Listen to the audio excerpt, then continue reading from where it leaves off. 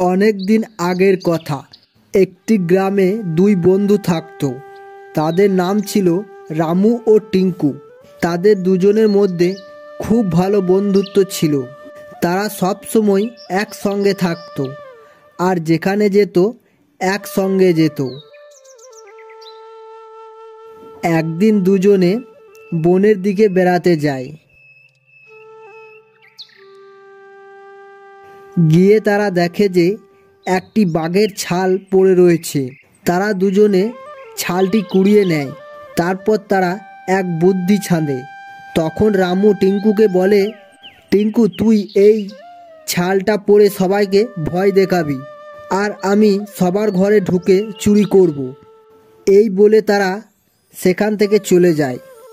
গিয়ে টিঙ্কু বাঘের ছালটা পরে সবাইকে ভয় দেখায় আর রামু সবার ঘরে ঢুকে টাকা, সোনা দানা যা পায় তাই চুরি করে নেয়।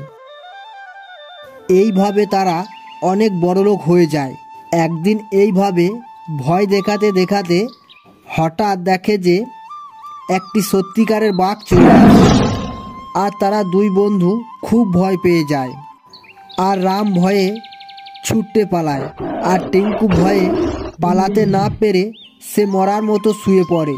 বাঘটি টিঙ্কুর কাছে এসে দেখে এই বাঘটি মারা গেছে। তাই বাঘটি সেখান থেকে চলে যায় আর টিঙ্কুও বাঘের হাত থেকে বেঁচে যায়।